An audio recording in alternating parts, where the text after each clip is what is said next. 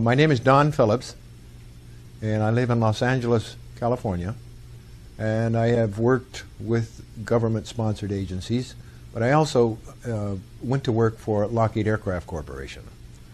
My studies had to do with the design, engineering, mechanical, electrical, and aeronautics. I was a pilot, and at the time, 1961, 62, I started my new job in what is called the Skunk Works.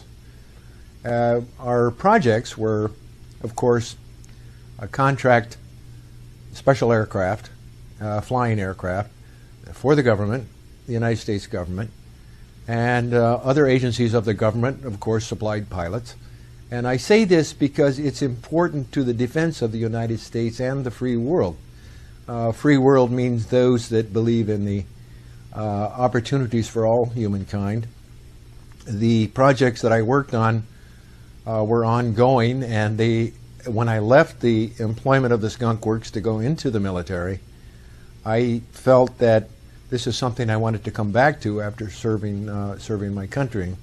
Las Vegas, or near Las Vegas, Nevada, were very much in close proximity to our areas where we tested our aircraft, and a lot of commonly known as Area 51.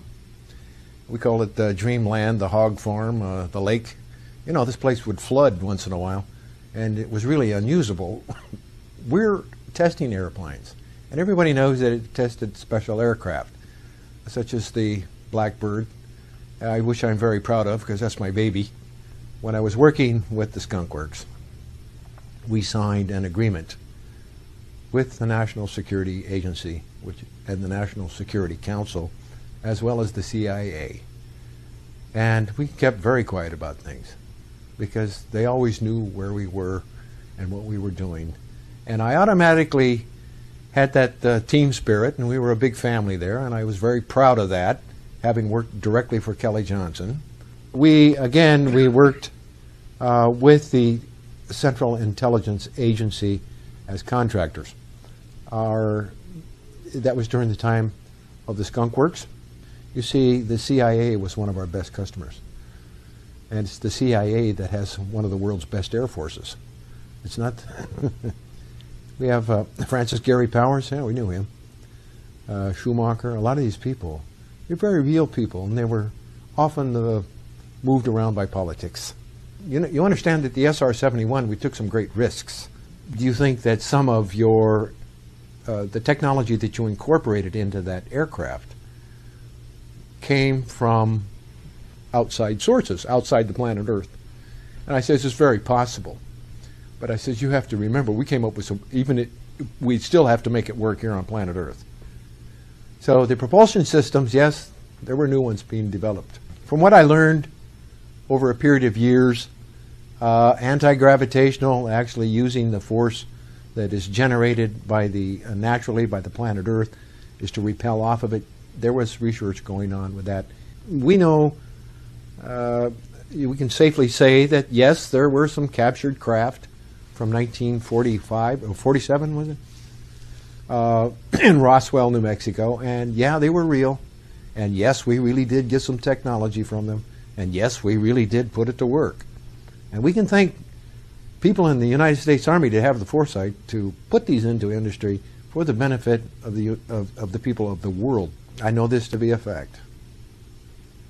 We put it to use, but it took us a long time to figure out what it was, and then figure out how we can use it, and then what to use it for. And are those products useful for humanity? I didn't see the craft, nor did I see the bodies, but I certainly know some of the people that did. And of course, they're passed on now from their earthly bodies, but there was no question that there are people or beings from outside the planet that have lived here for a long time. And it isn't just something new that's been happening in the last couple of years. There's been NATO research conducted, joint research, joint meaning many different countries, And this, it's been documented as to who those races are and their population at that time. And this was back in the early 60s. This is when I know that some of the technologies that came out of the Roswell incident, the technologies meaning that which came with the extraterrestrial craft.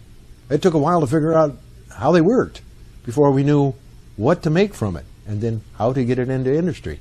How can it benefit the people? And maybe they had color-coded what we would call fiber optics today that could bend light and that could guide light to one data location to another data location. Well, guess what? We've been talking about it for 6 years.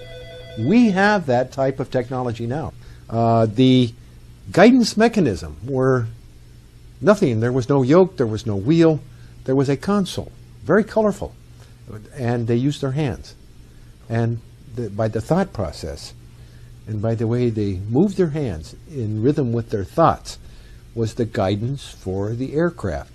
But we also have, where I live, my neighborhood, I find out that we have prominent research people that are working on what we called in the Foxbat, the movie Foxbat, where they had the helmet that says, oh, you think in this language and you think this and you guide it with your eyes that way and you fire it with your thought process and, you know, fire your armament from the aircraft. That's very real. It wasn't perfected to the point that the movie made it perfected, but by gosh, since that time, I think they have come pretty close. I'd like to add too that I feel that I'm not positive, but I think it would. Some of this technology came from crafts of other crashes. Okay, not just. There's a lot made of Roswell,